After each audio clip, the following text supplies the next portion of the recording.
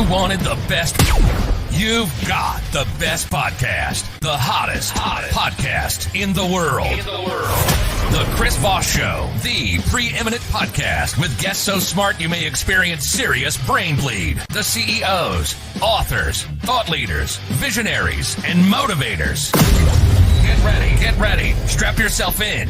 Keep your hands, arms, and legs inside the vehicle at all times, because you're about to go on a monster education roller coaster with your brain. Now, here's your host, Chris Voss. Hi, folks. It's Voss here from thechrisvossshow.com. There you go, ladies and gentlemen. The Iron Lady sings it. That makes it official. We are live on the Chris Voss Show, and we certainly appreciate you guys being here. You know, we're having a special January. We've been doing this for 15 years. We have the most amazing guests on the show. I don't know. It seems like there's a whole mess of people who decided to check in a podcast to improve the quality of their life on New Year's resolutions. I know they're at my gym, filling my gym, which I wish they would just give up hope on that. But don't give up hope on the Chris Voss Show. Anyway, guys, we are up. This is hard to do because the show has millions of downloads, people. We are up in January this month at 2024. I should probably say for people watching this years from now, we are up 245% in downloads for the month of January. So welcome to the new our audience that's new with us. We appreciate you guys being here, and congratulations. We hope you stick around for another 15 years. And yeah, I don't even know what to say. I just scratch my head at all and be like, well, I hope people get their New Year's resolutions done. Otherwise, they're going to check out like Jim. But the great thing is we always have the smartest people on this show, and none of them are me. That's why we have guests. The CEOs, the billionaires, the Pulitzer Prize winners, all the amazing people with their stories, their lives, their journeys, their cathartic moments that they come teach you so that, number one, you learn you're not alone in life with some of the problems you may be having or challenges. And number two, they give you the resources so that you can get out of the jams maybe you put yourself into. I don't think we've ever had I don't think there hasn't been a guest we have on the show who can get you about any jam in life. Even we have attorneys that get you to prison. So there's that. So we've covered the gambit. There you go. Because somebody was sitting there going, how do I get out of jail?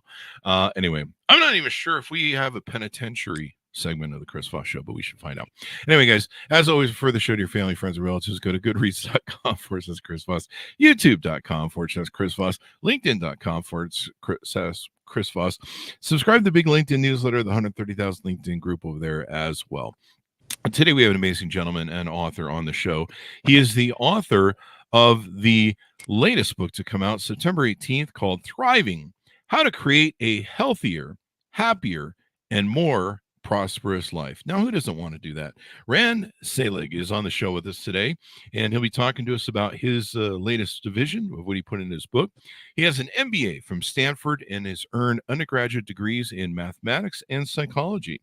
He's managed hundreds of complex projects in his career and has run his financial services firm for over 35 years. He's lived and worked in Europe, Asia, Mexico, and the Caribbean. He was a Little League coach and scoutmaster and has served on numerous boards for decades. He's a roll up your sleeves conservationist, committed to helping others and Mother Earth by making annual philanthropic contributions. Welcome to the show, Rand. How are you? Hey, Chris, it's great to be here. There you go. It's great to have you. If I can learn to spell stuff, I've got a camera here in front of the screen, so I have to look around. So give us your .coms. Where can people find you on the interwebs? So for my book, www.randselig.com. That'll take you right to the website on my book. There you go. So Thriving. Give us a 30,000 overview of what's inside your book. Well, Thriving is all about the possibility of reaching our potential. We have this power to do that. And I believe I've lived my life this way, and I believe others can too. I can design my own life. Mm-hmm. And in a related way, we can also be the author of our own story. The author of our own story. That's one of the things we talk about on the show. The stories are the owner's book to the manual of life. That's how we learn. That's how we learn from each other. That's how we gather our stories together and everything else. And so Thriving, why did you choose that as the title of the book? Well, I wanted it to jump off the shelf, so to speak. Mm-hmm. Thriving is a powerful word. It's not a hard word. We all use it if we speak English. Mhm. So it's around, it's familiar, but it's not necessarily very accessible. Mhm. And I should tell you, Chris, and your listeners that thriving is really about the climate. It's not the weather. It's not today. It's not yesterday. It's the longer period of time, because any given day things could be really great or maybe not so good. There you go. And you talk about several aspects in the book we'll get to here. But give us a rundown of your life. How did you grow up? Kind of what motivated you to make some of the changes you have in life? Maybe when did you discover that you could be the architect, the author of your life? Well, I'm very fortunate. I have two great parents. They're both still alive. Dad's 101, Mom's 98. Dad was his first career was in the Army, which took us, fortunately, to not a zillion different places all at once. But over the course of growing up, we lived in four different places.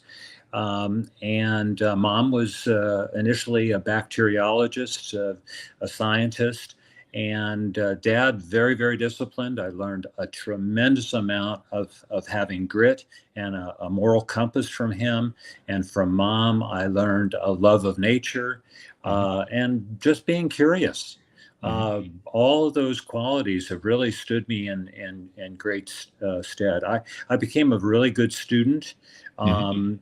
Um, as I became a teenager, and this became one of my very first principles of excellence being so important in just everything I do. And I've added to that as a sort of grounding way of living, to have purpose. And we can talk more about that, but excellence, purpose. And then as I evolved a little bit more, I realized that I just need to be a voice for encouragement. Originally, that was with my family, with my kids. Mhm. And then the last little part of the flower that's unfolding is being love, not the romantic thing that we know about and that we see on Hollywood movies and so on, but just the act of going through day-to-day life as a Mhm. kind person, as a caring person, as engaging with people, even if they're just providing a cup of coffee to you, Mhm. to experience them and share with them and be that love. There you go. Now you opened up the book talking about character, and I believe that's kind of the foundation of where you start building character. Tell us a little bit about why that's important as the lead out to thriving. Well, character is absolutely essential for navigating forward if you're going to be on a path to thriving. Mhm. Half of my book is about thriving personally, and it starts with this building character issue. And I like to share a quote, which is the leading quote from that first chapter. It's, "Life is a grindstone. Mhm. It will grind you down into grains of sand, or it will polish you like a fine gem. It all depends on what you're made of." Mhm. There you go. And And you talk about it. Basically, the first section is good cards, bad cards, playing them well. yeah, Yeah. yes, absolutely. We're all at some level in the game, Mhm. and Whether we like it or so not, yeah, whether we nobody like it gets or out not. alive. Exactly. And, it's a metaphor. It's a metaphor when I'm talking about playing cards. But some people come to the table and are not ready to play, or they don't really know the rules very well, or they kind of want to get ahead and kind of look over the shoulder of somebody else who's playing.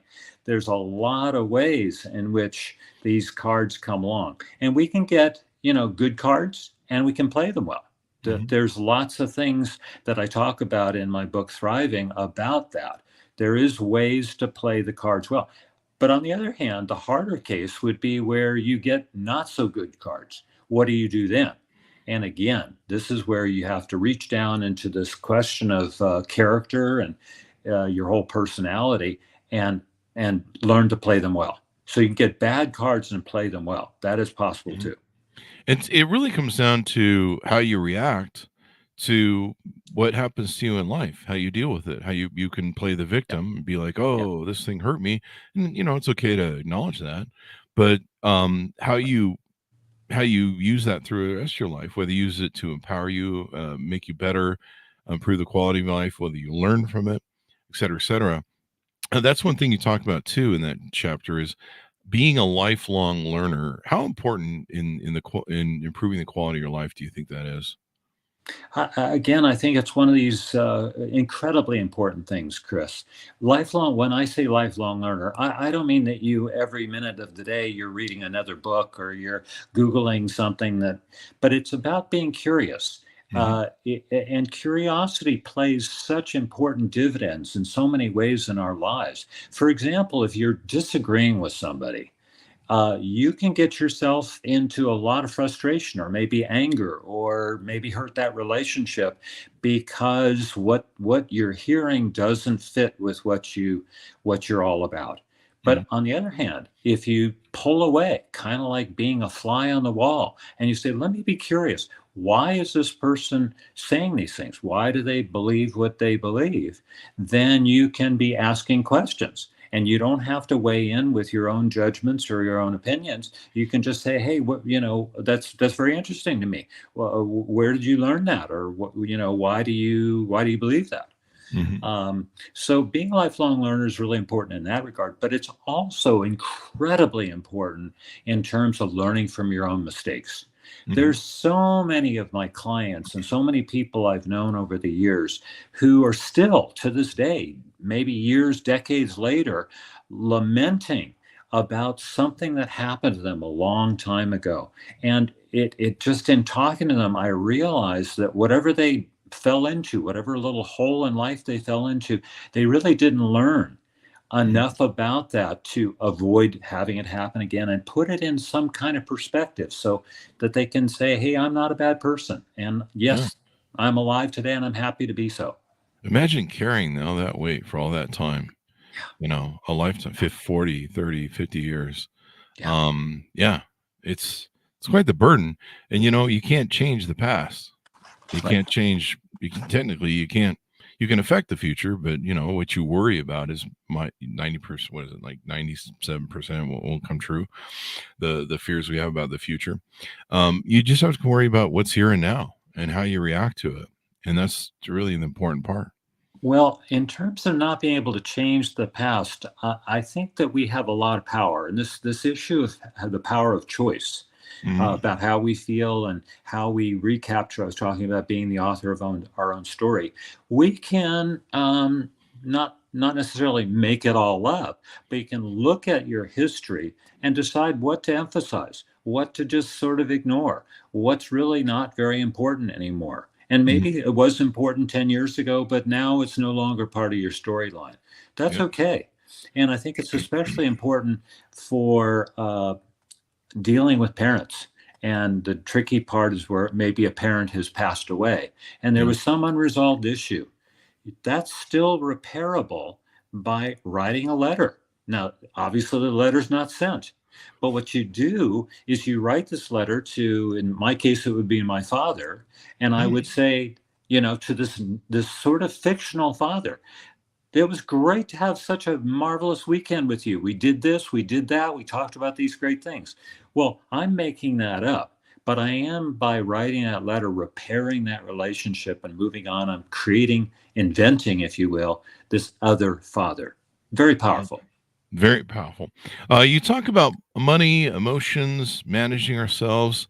Yeah. Let's touch on a little bit of that because there's a lot you have in this book, and so let's touch on some of that if we could tease out a little bit of that. Well, I believe very firmly. I mean, my whole world for decades, since my late 20s, has been in the investment banking, the finance world.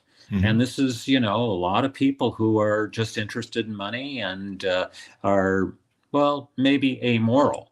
But the moral compass seems to be put aside if it's inconvenient. So I believe, and creating my own firm really enabled me to do this, that we can define success on our own terms.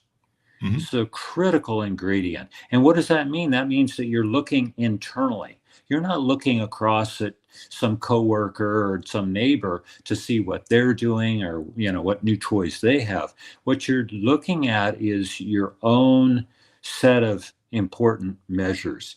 What's going to add value to your life? Well, then go do that. If that means taking a long hike rather than jumping in an airplane, well, then, my gosh, then take that long hike. Yeah. The issue is that we should be treasuring our relationships, not our possessions. There you go. And because, you're not going to be able to take any of that with you. The things you're going to remember, I'm not going to remember, I don't know how much money I had in the bank 20 years ago. I actually kind of do, but there's a lot of money. But I actually don't know what it was exactly. I have a rough idea. But it's not going to matter. Like, that doesn't matter now. That doesn't matter.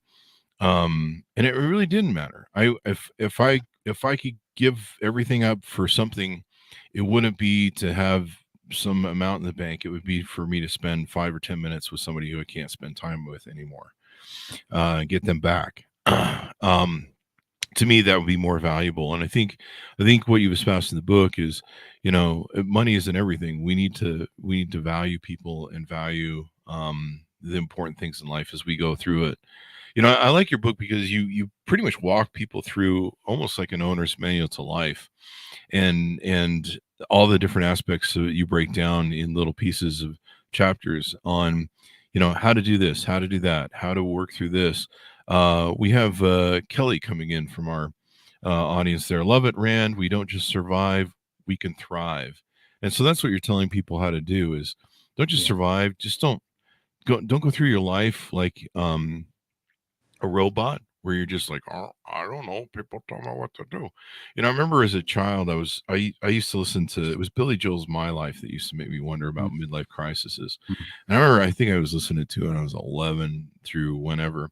And I remember thinking, well, who are these single people and they're divorced and why are they having all these midlife crises? And I would hear, I think my mom ran about, when they get a certain age, they just go run off with girls and a car, a red car, and that sort of thing. And so I'm like, well, why are these guys getting married? And then somewhere they wake up around 40 or 50 and they're like, hey, I'm going to go have fun in life. And I'm like, how do I keep that from happening to me? And I actually thought about this and it had a huge impact in my life. Thanks, Billy Joel. A lot of songs from Billy Joel had impacted my life. And so I started looking at life as choices that I could make. And it occurred to me one day, because we would get that old Sears catalog. Remember that old J.C. Penney phone book thing you could whack somebody and kill them with? That in the Yellow Pages. I remember looking at one day and I go, life is like, from what I can tell about life is like a giant catalog. And you can choose what you want to be. You want to be an author, you go over here. You want to be a dancer for ballet, you go over here. You can kind of choose things in life. You don't have to, and I was going through that crisis as a teenager because I'm like, God, everyone tells me I got to do this and I got to do that. I got to do this and I got to do that. And it's like, what if I don't want to do that? What if I want to go do this? And who says I got to do that? Well, everyone, this is what everyone does, Chris. And you're like, well, everyone who? So those are some of the things I was identifying when I was young. Well, I think this choice you talk about is really the heart of my book and heart of my thinking. Choice is it covers everything that happens to us. Obviously there are people who abdicate and don't make choices out of wherever their mind is, but the choice is about what to do or not to do. It's about how to feel. And the thing about feelings is that some of those feelings come up, lickety split. And they could be coming from something decades old or when you were a kid. And they, again, it's a sort of a trigger point comes up. Choices about who we spend time with. I've heard, maybe you, Chris, have heard, or your listeners have heard, that we are the average of the 5 people that we spend the most time with. Well, you think about that and you think, wow, am I the smartest or the nicest or the funniest person I know? Maybe you need to add some new people to your group. So choices are all around us. And there you go. That's why I always surround myself with ugly people so I can be the best looking guy in the room. Sorry, I had to get that joke in there. That's good. I like that one. I like that one. I'm still the dumbest person in the room, but that's another story. So, designing your life, people need to think of it from this thing, and by thinking of it from, I'm going to design my life, you take out the victimhood mentality. How bad is it to have a victimhood mindset as opposed to, I'm going to be the artist or storyteller or filmmaker behind my life? Well, when I talk about that in the book, I end with the question: if you have that, what's it getting? Where's it taking you? What's it getting you? Yeah. And I've yet to meet somebody who has a victim mentality where it seems like it's a win. It does not. It seems to shrink the world all around and make people very fearful and angry. And I don't think those emotions serve us very well. I understand they come up. I've had them, of course. But yeah, to answer that question, no, I don't think victim mentality goes very. Because you're not empowered. You don't have any control. You're just like, everything's my fault. I'm just going to sit here and stew and complain about Poe is me and I'm a victim.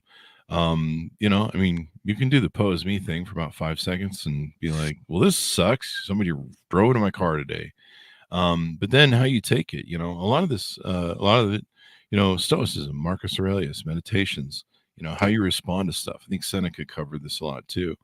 But I like in your book how you break it down. You go through everything: spirituality and religion, gratitude, purpose and meaning. Let's talk about why gratitude is so important, and having that in your life. Yeah, well, I mean, I think we all know that if you have a good attitude, I mean, I think of myself as being relentlessly positive. And there's so many qualities that I can point to about how I'm living life very consciously, intentionally. And being positive is right there in the absolute middle of it. I wake up and I'm doing a little jig. I may have a challenging day ahead of me, but I'm looking for the good qualities. If nothing else, then the day will end, and I will have gotten through it. Definitely. So attitude matters a lot. It is something that we can control. And let me just see something. The 4 things that we can control today. This is just something that I pulled up. There's a great guy, John Gordon, written many books. I don't know if you know him, Chris, but good guy. He says the 4 things that we can control are our attitude, our effort, our behavior, and our actions. Wow. There you go. Starts with attitude. Yeah. And if you're grateful, that puts you in a humbler position to accept the world and be thankful for what you have. In a world like we have today, we have so many people that are living off FOMO. Social media seems to incur a lot of this. They feel that they need to keep up with the Joneses. There's a lot of fraud in the FOMO. I mean, for a couple $100, you can go down in LA and get a picture of you seated in a stage set that looks like a private plane, and then you can post on your Instagram, and everybody thinks you're ultra rich and flying around in private planes.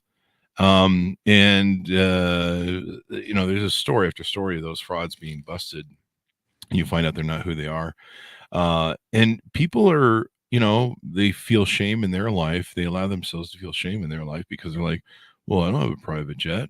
I'm not succeeding like that person is.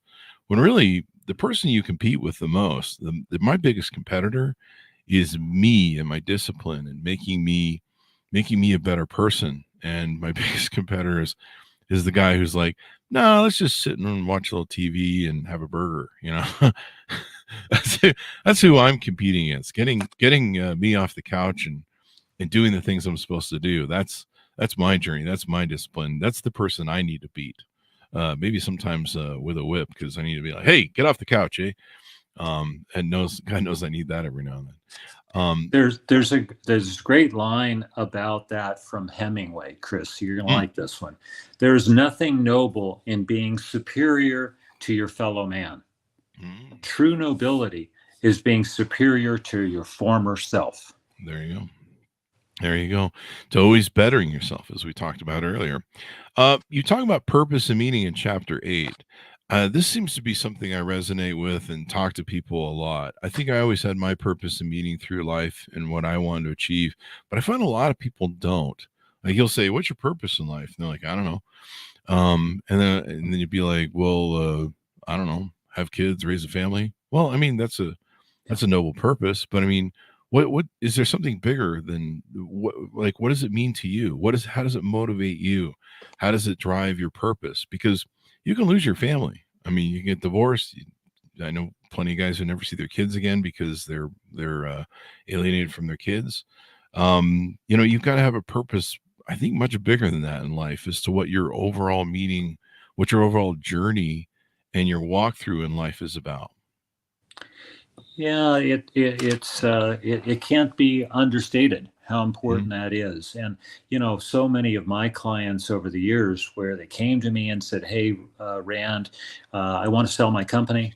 Can you help me with that?" And I said, "Absolutely. Let's start with your objectives. What are you all about? What are we trying to accomplish? Because if I bring a transaction together that doesn't meet your objectives, it fails. It's Mm. not right. So we need to have a litmus test in front of us at all times and review it periodically.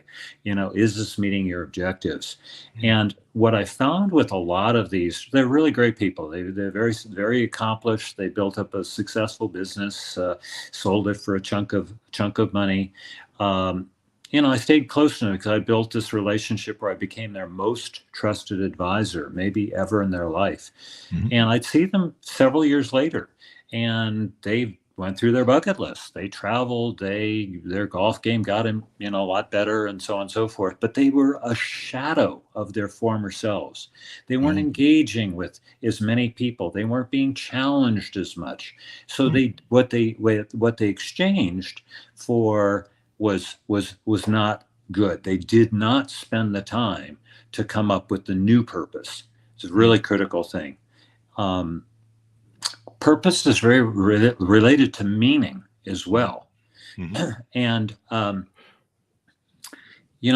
there's some thinking that meaning boils down to three things. It boils down to uh, you controlling the autonomy you have to control the work you do, and that you get the feedback, you get the results of that work are known to you, maybe financially or otherwise. mhm, You also, meaning comes from those moments in time when you're very brave, whether it's a personal tragedy, bankruptcy, war situation, whatever, and you stand up tall and noble and you still have honesty and integrity with what you do. That's meaning. mm, And then the third that's talked about is caring for another person. That doesn't mean necessarily a emotional or romantic relationship. It means taking care of somebody. mhm, Maybe that's a parent. Maybe that's somebody who's not well. These things provide a lot of meaning. And to just take another minute with this, Chris, because this mhm, is so important, and you're right. So many people are a little confused about it. I don't think there's any substitute than to figure out the purpose, than a deep dive into your soul. mhm, Who are you? What really matters to you? Not anybody but you. What's important to you, what provides purpose to you, may be of really no consequence to me, and vice versa. And that's okay. It's mhm. okay to swim against the water. It's okay to not do what your parents said was the right thing for you to do. I'm giving everybody full permission. Go for it. It's a bunch Go of for it. teenagers right now going, "Mom, screw you." Way to go. Yeah. Yeah. Yeah. Yeah. Which is, I don't know. I guess it depends on what mom's selling, So there you go. Sorry, moms. I just lost the whole mom crowd. The mom's a teenager crowd. So there you go. It's finding your purpose is so important, and I'll ask people what it is, and they're just like, I don't know. I don't know. Maybe I like raising my kids, and it's like, well, you're not going to do that all your life. I mean, you're going to support your kids all your life, but I mean, I think I heard recently there's a really weird statistic that the amount of hours you spend with your children up until you get them out of their house is enormous, and the amount of time that you spend with them when they're out of the house individually is like a very small amount of hours comparatively.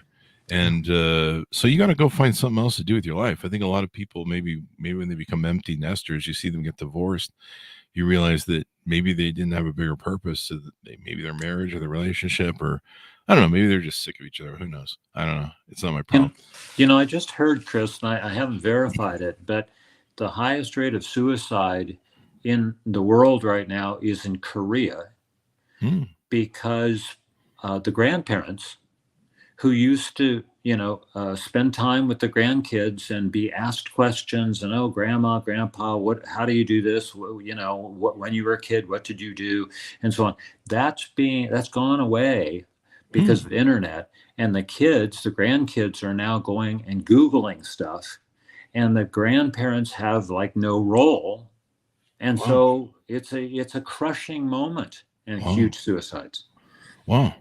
That's now, is it the older people that are committing suicide because they, wow, that's unfortunate. We live in an interesting world with our culture. I was talking this about somebody the other day who was complaining about ageism in our culture, and they're dealing with, they've lived a lifetime where they have, extraordinary skill, experience, knowledge. And I was like, yeah, a lot of people my age, I work for myself, so I never had that problem. But a lot of people that I know that work for other people, they're complaining about it too, about ageism, and over my time, I'm sure at your time as a VC or working with your funds, you've seen this. But in Silicon Valley, we see a lot of young people that are put in charge of stuff, and there's a certain mindset to doing that. There's certain things to, they can see things maybe because they're younger generation, they can see outside of the box. But a lot of the times you see them run great companies that has so much potential into the ground. And you're like, why didn't you bring in some older people with some experience? You can read some of the stories from some of my friends who've written books about, the crazy alcohol parties and goof off parties and in some of these things. WeWork with the original CEO of WeWork had there's some strange ass shit going on in those companies. They really needed somebody older coming in and going, hey, this is not how we do it, kids. Let's it's not a romper room. Let's grow up and make a profit here and make this thing work. And I'm not saying there's anything wrong with younger people, but it helps have that balance, that equilibrium, and finding your place. So yeah, that's what I think about that. Well, I related to that is something that I also have done a lot of thinking about and have talked to a lot of people about, and it's in my book in a number of places, is what's involved with aging well. You talk about ageism; it's just all over this, and I think for me it boils down to four things. One, having friends of all ages. Most folks have friends plus or minus 5 years of their age. Well, so having somebody's half your age or 20 years older than you, that's a whole new thing. And it takes a whole different kind of person to be with them, to listen, to ask questions, and so on. A second thing is what we talked about before, this being curious and being a lifelong learner. Huge thing of aging well. Being grateful, again, something that you were talking about, Chris. So many of our struggles are because we aren't really seeing the whole story. A bad day followed by a nice weekend. Well, I had a bad day. Well, no, you had a bad day and a nice weekend. So, there's a great quote that goes like, the struggle ends when gratitude begins. There you go. That's why I hang out. You say you should hang out with a spectrum of young people and old people. I try and do that. So what I do is I go down to the preschools and I hang out there and I say to the preschoolers, hey, what do you think about Bitcoin like 20 years from now? Because you're gonna be 20 years. What sort of bet you think? What should I do? Here's some stocks that might be good. Some EV cars. What do you think about this? Should I do that? So that's what I try and do. I try and tap into those young kids, and mostly they're just eating sand and looking at me funny, but every now and then one's like, yeah, buy Bitcoin. So I don't know, I'm just going with that. Don't do Yeah, that. yeah, Don't do that. yeah, I think yeah. I ate a That's lot good. of sand, and I just lost the whole preschool crowd too. Sorry, 2 of them just left. But not all preschoolers eat sand. I just want to make that clear. It was just Ah, me early when I was a kid. And you talk about that in your book. I suppose I should bring this up. I'm 56 today. It's my birthday today. So oh, congratulations. yeah, well, I yeah, and to what I started to dodge when I was going to speak to, and then realized I should shut up again. When I turned 50, I made this pose me post, and I write a lot of tongue in cheek and comedy stuff on my Facebook. So I wrote some kind of tongue in cheek sort of, "Woe is me, everything hurts. It's 50 years old," and I remember people were, slinging the stuff around with me. And somebody wrote me and they hit me like a ton of bricks. And they go, Chris, there's a lot of people who would really have loved to make it to 50. So maybe you Mm, should just sit down, shut up, wow, wow, and wow. realize and cherish what a moment is, the fact that you get there. And somebody asked me today, they go, wait, what do you hope for? What do you want for your birthday? What do you want to, what would you like? I'm like, you know what? I like world peace. I like to have the song Imagine be fulfilled.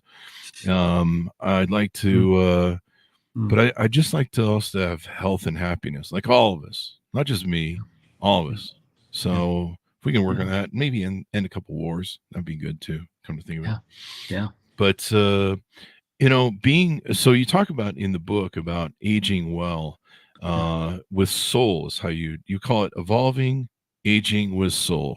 So I already Mm. sold my soul to the devil. That's how I got this podcast. But how can people like me evolve and age better? Yeah, yeah. Well, again, a lot of people are shocked when I say this, but I am an introvert. I'm a Mhm, very social person, but also mhm, technically an introvert, which means I do a lot of thinking. I like to be by myself, and I don't go into a meeting without having an agenda, which I share ahead of time. mhm. Uh, but evolving with soul is an inner look. Evolving means that you're doing something to yourself, or responding to something that happened to you. So there are several components to that. One is becoming a better listener. Boy, that's something I've really had to work at because, What? No, I'm just yeah, kidding. I had to be a shit there. yeah, yeah. I mean, if you think you have a bunch of stuff to say, then there's not necessarily a lot of room to listen. So being more patient, Mhm. being more encouraging, and as I was talking about, being love, just how you act. It's not about your intention; it's about your actions. Um, I think the possibility is setting aside judgment and expanding perspective. Mhm. Hugely important areas to evolve. Um, Evolving also, you mentioned, having a birthday and moving on, your kids getting older. Part of what I've learned is that there are times when you just got to let go. And I like to share this little exercise, if I may. Please. So hold your fist up and hold something tight. Look at your knuckles at the top, make them white, and you're seeing your knuckles at the top. Mhm, And then you say you're holding on to something that you've not been able to let go of for a long time. mhm, Something you did, something somebody did to you. Now turn your mhm. fist over, still holding very tight, and you see your knuckles again white. And then one day, one moment, you say to yourself, wait, I'm powerful. I'm in charge here. I'm driving my own bus. I'm going to let go. And you Mhm. slowly open your fingers, you wiggle your fingers and your thumb. Your hand actually starts rising because it's so much lighter. Yeah. And this is one of these evolving steps, is Hmm. forgiving yourself and others and letting go. There you go. I feel better already. Those 5 enemies I killed and buried in the backyard, I feel so much lighter now. So there's that. It's my birthday present to you, Chris. Thank you. Thank you. Do you have a spare shovel? No, I'm just kidding. And a bag of lye? I don't know. Don't do that, folks. The attorneys make me say the ad hominems where don't murder people and put in the backyard. put them in a big farm. No, I'm just kidding. Don't do that, people. Anyway, it's all comedy, folks. So give us a rundown of what you're doing on your website. Do you do any coaching? Do you do any services, or have you just your main focus is to pitch the book out and improve the world? Yeah, I appreciate that question. This year, since the book is fairly new out in the world, and I am all about engagement. So I'm going to be speaking in-person things. Local high schools invited me, bookstores, alumni groups, a book group in St. Louis. Has said, can we get a Zoom thing and have you come in and join us? Because this is the book we're reading right now. Yeah. So it's about engagement, so that I can give this message, this very positive message, that we are powerful and that we can make these choices. I also have aspirations to teach this as a course. Maybe college course, maybe a continuing ed course. I would so I'd have to transform the book into some kind of a workbook to do that. But I would love to do that, because just being smart in a, call it, academic sense is not enough in today's world. Maybe it never was, but to have this capacity to absorb what I'm talking about in this book. It's Shakespeare did not have it right. Hamlet was not right. It's not to be or not to be. It's how to be and how not to be. So that's where I'd like to go. I've been invited quite a number of times to be some kind of a coach to either a person or a small group. And I've been reluctant to do that, because I'm trying to, have a wider audience and use my time more broadly. There you go. At least for now. And so people can reach out to you on your website. They can download some quotes that you have from the book, and they can probably keep in touch with you for future things that you do, hire you to speak, et cetera, et cetera. Give us your final thoughts on people to order the book as we go out and all that sort of stuff. Well, this is my new mission. I believe very strongly in the principles that are underlying this book. It's taking me a lifetime to compile this. I started writing this book 3 years ago, but it came from a 4-foot high stack of papers that I had been collecting since high school.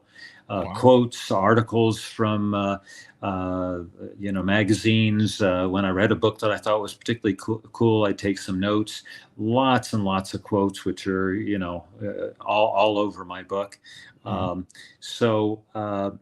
This is an exciting moment to have this message. I think it's a great time in the world for it. I believe that we need to marry power and love. And power is can be defined as the ability to achieve a purpose. I mean, it's a big word, but let's just go with that. Power, the ability to achieve a purpose. Well, and love doesn't have to be, again, the romantic thing. Love can be about involving others. And so power without love, think of yourself in a meeting. Power without love can be very oppressive. Somebody's running the meeting and doesn't allow anybody to add something to the agenda. And love without power can be very weak and ineffective, anemic. So we really need to walk down this road. It's kind of like walking on one leg is power, and then move to the other leg is love. And if you get more and more familiar with that, after all, what we practice, we become, then we can start moving faster, even running. And this is a cool thing too. There you go. How to thrive instead of survive, as Kelly put it earlier. So there you go. It's been an honor to have you on the show, Rand, and share your vision with us. I love the book. This is like an owner's manual to life. I mean, you've incrementally built throughout the chapters, laying a foundation and how to journey through life. And I'm excited to read it and get into it, because I always need reminders about stuff. Thou shalt not kill is usually one of them, obviously, for what's going on in my backyard. But great callback joke. But there you go. So give us your .com one more time as people go out. Thank you, Chris. It's www.randselig.com, RANDSELIG. Here's the book. There you go. There you go. Order it up, folks, wherever fine books are sold. Thriving: How to Create a Happier, Healthier. Let me recut that, because I switched that around.